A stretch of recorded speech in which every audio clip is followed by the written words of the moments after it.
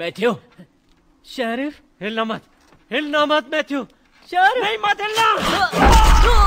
মুভির শুরুতে আমরা জেনিফার নামে একটি মেয়েকে দেখি যে একজন গল্প লেখক।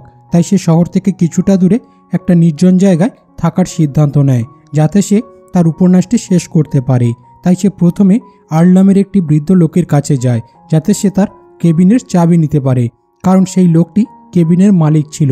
সে তার কেবিনের চাবি দিয়ে একটা ম্যাপ দেখায় এবং সেই কেবিনে পৌঁছানোর রাস্তা বলে দেয়। জেনিফার সেখান থেকে চলে আসে এবং একটা পেট্রোল পাম্পে যায় যেখানে সে দুজন লোককে দেখে আর যারা তার দিকে তাকিয়েছিল এবং তাদের নাম হলো অ্যান্ডি এবং স্ট্যানলি। তারপর জনি নামের একজন লোককে দেখে, সে এখানকার কর্মী ছিল। সে জেনিফারকে সাহায্য করে এবং তাকে জিজ্ঞেস করে এখানে কোথায় এসেছো। জেনিফার তার অ্যাড্রেস বলে এবং টাকা দিয়ে সেখান থেকে চলে যায়। এরপর সে তার কেবিনে পৌঁছায় যেটা জঙ্গলের ঠিক মাঝখানে ছিল। এখন সে সেখানে যাওয়ার পর লিখতে শুরু করে। রাতে যখন জেনিফার তার বন্ধুর সাথে কথা বলছিল তখন হঠাৎ করে তার কেবিনের পেছন থেকে একটা আওয়াজ শুনতে পায়। এরপর যখন সে সেখানে যায় তখন সে দেখতে পায় যে ঘরের দরজা খোলা আছে। যখন সে ঘরের ভেতরে যায় তখন সে সেখানে অনেক সরঞ্জাম এবং একটি বিষাক্ত পাউডারের ডাব্বা দেখতে পায়। এরপর সেই ঘরের দরজা বন্ধ করে তার কেবিনে ফিরে আসে। যখন সে লিখতে বসে তখন ভুল করে তার কাপড়ের উপর একটি বিয়ারের গ্লাস পড়ে যায়। সেই কারণে সেটা পরিষ্কার করার জন্য ভেতরে চলে যায়। তখন আমরা দেখতে পাই যে কেউ জানালা দিয়ে তাকে দেখছে। পরের দিন সকালে জেনিফার জগিং করার জন্য বের হয়। তখন সে দেখে জঙ্গলের মাঝখানে একটি ছোট্ট পুরনো বাড়ি রয়েছে এবং যখন সে ঘরের ভেতরে যায় তখন সে দেখতে পায় যে বাড়িটি সম্পূর্ণ খালি এবং ভেতরে কেউ নেই। এরপর সে তার কেবিনে ফিরে আসে এবং ওয়াশরুমে যায়, কিন্তু যখন সে ট্যাপটি চালু করে ট্যাবে পানি ছিল না। তাই সে সাহায্যের জন্য ম্যাথিউ নামের একজন লোককে ডাকে আর সে যখন পাইপলাইন ঠিক করে দেয় তখন জেনিফার খুশিতে তার গালে কিস করে এবং তাকে ধন্যবাদ জানায়। কিন্তু ম্যাথিউ একটু বোকা টাইপের লোক ছিল, তাই সে লজ্জা পেয়ে সেখান থেকে পালিয়ে যায়। সন্ধ্যার সময় ম্যাথিউ, স্ট্যানলি এবং অ্যান্ডি এবং জনির সাথে মাছ ধরতে যায়। সে সেখানে তাদের বলে যে শহরে সেই মেয়েটা তার গালে কিস করেছে। জনি এটা শুনে খুব রেগে যায় আর বলে এটা হতে পারে না। তারপর স্ট্যানলি জনিকে তার ক্যামেরায় জেনিফার ভিডিও দেখায়। এর মানে হলো স্ট্যানলি জানালা দিয়ে তাকে দেখছিল। জনি এইসব দেখে তার উদ্দেশ্য খারাপ হয়ে যায় এবং সে তার বন্ধুদের কাছে জেনিফার সম্পর্কে বাজে কথা বলতে শুরু করে এবং বলে যে আমি আজ রাতে ওই মেয়েটাকে শিকার করব। এরপর জেনিফার যখন রাতে ঘুমায় হঠাৎ তার দরজা থেকে কিছু শব্দ শুনতে পায় এবং যখন সে সেখানে যায় তখন সে সেখানে একটি মৃত পাখিকে দেখতে পায়। এটা দেখে সে খুব ভয় পেয়ে যায়। তারপর সে তার কেবিনে ফিরে আসে, কিন্তু সে সেখানে আসার সাথে সাথে দেখতে পায় যে তার ল্যাপটপে সেই তিনটি লোকের ছবি রয়েছে, যার কারণে সে খুব ভয় পায় এবং তারা তিনজনে ঘরে এসে তাকে ঘিরে ধরে। কিন্তু জেনিফার তাদেরকে জিজ্ঞেস করে যে তোমরা সবাই এখানে কেন এসেছো, এবং জেনিফার তাদেরকে মিথ্যা বলে যে আমার বয়ফ্রেন্ড এখনই এখানে চলে আসবে, তাই তোমরা এখান থেকে চলে যাও। তারপর জনি বলে যে আমি জানি তোমার কোনো বয়ফ্রেন্ড নেই এবং আমি শুনেছি যে তুমি ম্যাথিউকে কিস করেছো। এই বলে সে ম্যাথিউকে ডেকে ভেতরে নিয়ে আসে, কিন্তু জেনিফার বলে যে আমি তাকে ধন্যবাদ জানাতে কিস খেয়েছিলাম। এরপর জনি বলে যে আমি জানি শহরের মেয়েদের কি দরকার এবং তারা কি চায়। তারপর জনি জেনিফারকে এক বোতল মদ দেয় এবং তাকে পান করতে বলে, কিন্তু জেনিফার এটা করতে অস্বীকার করে। তাই জনি বলে যে তুমি যদি মদ খাও তাহলে আমরা এখান থেকে সবাই চলে যাব। এরপর জেনিফার না চাইলেও মদ খায়, কিন্তু তারা সেখান থেকে চলে যায় না। এবং তারপর জনি তার মুখে একটি বেসবল ব্যাট রাখে এবং জেনিফারকে দাঁত দেখাতে বলে। তাই জেনিফারও তাকে দাঁত দেখায়, কিন্তু জনি তার দাঁত ধরে নাড়াতে শুরু করে। পরে সে একটি বন্দুক বের করে আর জেনিফারকে বলে এই বন্দুকটাকে কিস করো আর কল্পনা করো আমি তোমার বয়ফ্রেন্ড, এবং সে তার বন্দুকটি তার মুখে রাখে এবং নাড়াতে শুরু করে। তখন ম্যাথিউ এইসব দেখে তার খারাপ লাগছিল, তাই সে তার মুখ অন্যদিকে ঘুরিয়ে নেয়। এরপর অ্যান্ডি জেনিফারের মুখে একটি বোতল রাখে, কিন্তু জেনিফার তাকে ধাক্কা দিয়ে ফেলে দেয় এবং তার ব্যাগ থেকে একটি স্প্রে বের করে স্ট্যানলির চোখে মারে এবং সেখান থেকে পালাতে শুরু করে। এখন দৌড়তে দৌড়তে সকাল হয়ে যায় এবং সে তার কেবিনের মালিক আর্লকে দেখতে পায়। এরপর সে তার সবকিছু খুলে বলে, কিন্তু তার সঙ্গে থাকা অন্য লোকটি জেনিফারকে বলে আমার নাম শরীফ, আমি তোমাকে সাহায্য করতে পারি, তুমি চিন্তা করো না, সব ঠিক হয়ে যাবে। এরপর শরীফ জেনিফারের সাথে নিয়ে সেই কেবিনে ফিরে আসে এবং সবকিছু দেখতে থাকে, কিন্তু সে কাউকে খুঁজে পায় না। তখন সেখানে একটি বিয়ারের বোতল দেখতে পায়। সে বলে হয়তো তুমি মদ খাওয়ার কারণে ভুলভাল দেখেছো, কিন্তু জেনিফার বলে যে আমার কিছু হয়নি, ওই লোকেরা সত্যি আমার উপর জোর করার চেষ্টা করছিল। কিন্তু শরীফ তাকে বিশ্বাস করে না এবং জেনিফারকে সার্চ করে এবং আমরা দেখতে পাই যে সে অনুসন্ধান করার অজুহাতে জেনিফারের শরীরে বাজেভাবে স্পর্শ করছে। আর ঠিক তখনই সেই 4টে ছেলে সেখানে চলে আসে আর জেনিফারকে দেখে হাসতে শুরু করে। এটা দেখে জেনিফার বুঝতে পারে যে শরীফও তাদের দলের লোক এবং শরীফও জেনিফারের সাথে যৌন সম্পর্ক করতে চায়। সে তার সাথে খারাপ আচরণ করতে শুরু করে এবং তাকে মারতে থাকে আর বলে যে এখন তোমার সাথে খুব খারাপ কিছু ঘটতে চলেছে। এরপর জনি জেনিফারকে ধরে আর ম্যাথিউকে পোশাক খুলতে বলে এবং বলে যে আজ তোমাকে আমি সত্যিকারের পুরুষ বানাবো। ম্যাথিউ তার পোশাক খুলতে শুরু করে। এরপর সে জোর করে জেনিফারের পোশাক ছিঁড়ে ফেলে এবং তাকে শুইয়ে দিয়ে জোর করে তার সাথে নোংরা কাজ করতে শুরু করে, যার ফলে জেনিফার প্রচণ্ড ব্যথা পায় এবং সে চিৎকার করতে শুরু করে। তখন শরীফের মেয়ে অ্যাঞ্জেল তার বাড়ি থেকে ফোন করে। তার মেয়ে বলে আজ তাড়াতাড়ি বাড়ি ফিরে আসবে। শরীফ তার মেয়েকে কথা দেয় যে সে তাড়াতাড়ি বাড়ি ফিরবে। এরপর তারা জেনিফারকে ছেড়ে সেখান থেকে চলে যায়। তারা চলে যাওয়ার পর জেনিফার কোনোভাবে উঠে কাপড় ছাড়াই সেখান থেকে বেরিয়ে আসে, কিন্তু একটু এগিয়ে যাবার পর তারা 5 জনে আবার তাকে ঘিরে ধরে, কারণ তারা এখনও সন্তুষ্ট ছিল না। এরপর তারা আবার তাকে ধরে মাটিতে শুইয়ে দেয়। অ্যান্ডি জেনিফারের মুখ পানিতে ডোবাতে শুরু করে এবং শরীফও তার কাপড় খুলে জেনিফারের উপর জোর করতে শুরু করে, যার ফলে জেনিফার ব্যথায় জোরে জোরে চিৎকার করে। কিন্তু সেই পশুরা একে একে তার সাথে যৌন মিলন করে এবং যখন তারা সন্তুষ্ট হয় তখন তারা তাকে ছেড়ে চলে যায়। এরপর জেনিফার কোনোভাবে সেখান থেকে চলতে শুরু করে এবং এত নির্যাতনের পর সে সম্পূর্ণ পাগলের মতো হয়ে যায়। তারপর যখন সে একটি সেতুর কাছে পৌঁছায় তখন সেই 5 জন আবার তার সঙ্গে যৌন মিলন করার জন্য সেখানে চলে আসে, কিন্তু সে পানিতে ঝাঁপ দেয়। এরপর যখন সেই 5 জন পানির দিকে তাকায় তখন তারা জেনিফারকে কোথাও দেখতে পায় না, তাই তারা মৃতদেহ খুঁজতে শুরু করে। কিন্তু ঘন্টার পর ঘন্টা অপেক্ষা করার পরেও জেনিফারের কোনো মৃতদেহ পায় না।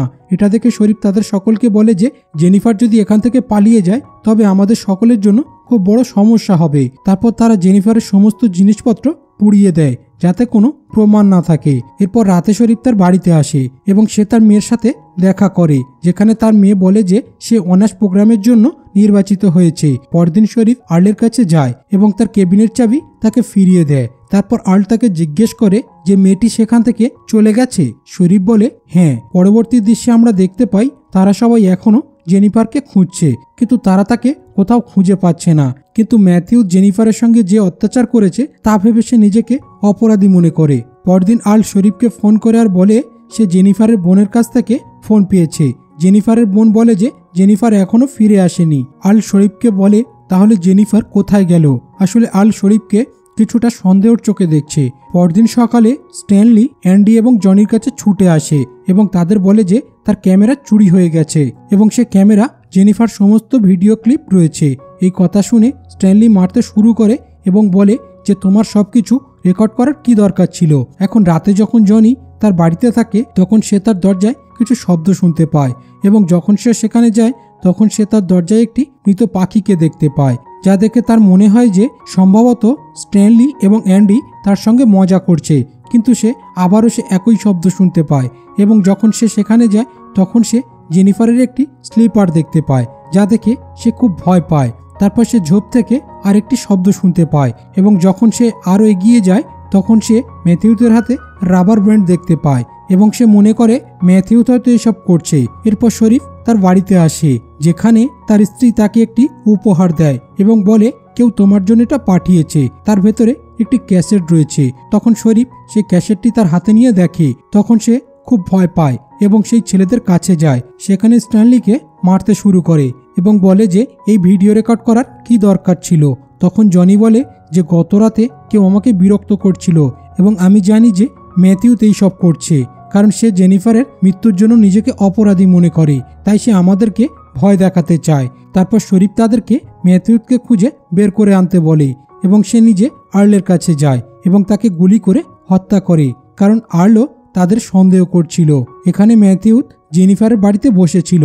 তারপর সে জেনিফারের কণ্ঠস্বর শুনতে পেয়ে উপরে উঠে আসে। জেনিফার তার সামনে একটি সোফায় বসেছিল। তারপর সে তাকে তার কাছে ডাকে আর বলে আমি জানি তুমি নিজেকে অপরাধী মনে করছো। তারপর ম্যাথিউ জেনিফারের কাছে আসে আর ক্ষমা চাইতে শুরু করে এবং বলে আমি তোমার সাথে যেটা করেছি সেটা আমার করা উচিত হয়নি। কিন্তু জেনিফার তার গলায় একটি দড়ি দিয়ে টেনে ধরে আর যার কারণে ম্যাথিউ অজ্ঞান হয়ে যায়। তখন অ্যান্ডি এবং স্ট্যানলি ম্যাথিউকে খুঁজছে এবং খুঁজতে খুঁজতে অ্যান্ডি একটি নির্জন বাড়ির ভেতরে চলে যায়, যেখানে একটি গদি দেখতে পায়। ওদিকে জেনিফার স্ট্যানলির সামনে চলে আসে।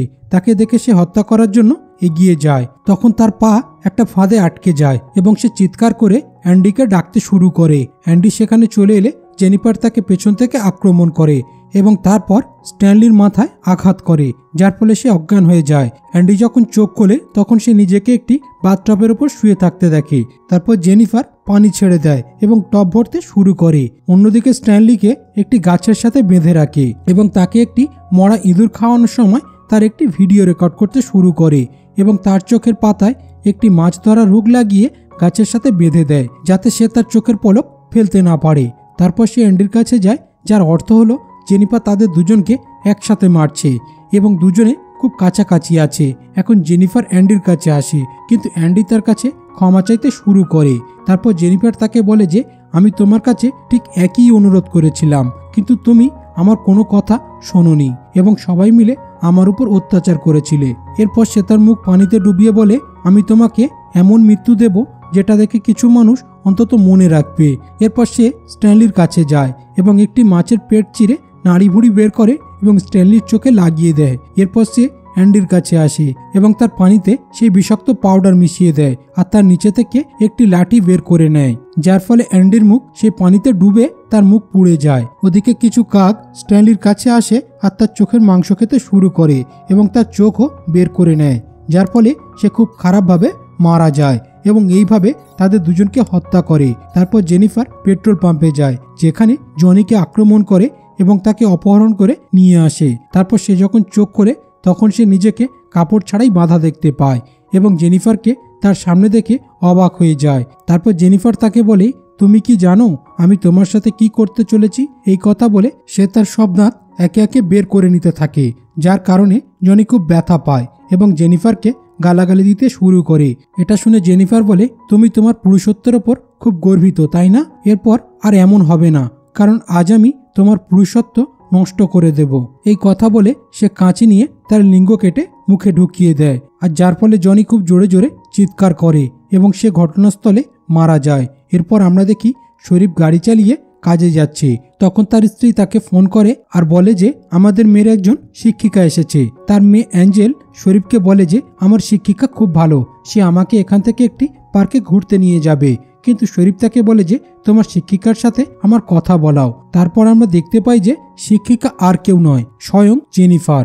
সে একজন ভুয়া শিক্ষিকা হিসেবে এখানে এসেছে। এরপর জেনিফার যখন শরীফের তার নাম বলে তখন এই কথা শুনে সে হতবাক হয়ে যায় এবং জেনিফারকে বলে দয়া করে আমার মেয়েকে কষ্ট দিও না। এরপর জেনিফার ফোন কেটে দেয় এবং তার মেয়েকে সঙ্গে নিয়ে সেখান থেকে চলে যায়। যখন শরীফ বাড়িতে পৌঁছায় তখন তার স্ত্রী তাকে বলে তার শিক্ষিকা তাকে পার্কে নিয়ে গেছে। এরপর শরীফ দ্রুত সেই পার্কে পৌঁছায়, কিন্তু সেখানে তার মেয়ে কোথাও দেখতে পায় না। তাই সে আবার গাড়ি নিয়ে সেখান থেকে চলতে শুরু করে। তখন জেনিফার পেছন থেকে তাকে আক্রমণ করে এবং শরীফ যখন চোখ খোলে তখন সে নিজেকে হাত বাঁধা অবস্থায় দেখতে পায় এবং জেনিফার তার শটগানটি তার পেছনে গর্তে ঢুকিয়ে রেখেছে, যার কারণে সে যন্ত্রণায় কাতরাচ্ছিল। কিন্তু সে জেনিফারকে বলে যে দয়া করে আমাকে মেরো না এবং আমাকে এখান থেকে যেতে দাও। তখন জেনিফার শটগানটি আরো ভেতরে ঢুকিয়ে দিয়ে বলে যে তোমরা সবাই যখন আমার সঙ্গে পশুর মতো ব্যবহার করেছিলে তখন কেমন লেগেছিল। এরপর শরীফ তাকে জিজ্ঞেস করে তুমি আমার মেয়ের সাথে কি করেছো? তখন জেনিফার বলে যে তোমার মেয়ে খুব সুন্দরী, কেউ যদি তাকে জোর করে তাহলে তোমার কেমন লাগবে? শরীফ বলে যে আমার মেয়ের সাথে যে এমন করবে আমি তাকে মেরে ফেলবো। তখন জেনিফার বলে যে আমি তোমাকে একই শাস্তি দিতে চাই, কারণ তুমি কারো মেয়ের সাথে একই কাজ করেছো, যার শাস্তি আমাকে দিতে হবে। এরপর জেনিফার একটি দড়ি সেই শটগানের ট্রিগারে বেঁধে দেয় এবং অন্য প্রান্তটি ম্যাথিউতের হাতে বেঁধে দেয়, যে শরীফের সামনে অজ্ঞান অবস্থায় পড়েছিল। এরপর সে শরীফকে বলে যে ম্যাথিউতের যখন জ্ঞান ফিরবে তখন তোমরা দুজনে একসঙ্গে নরকে যাবে।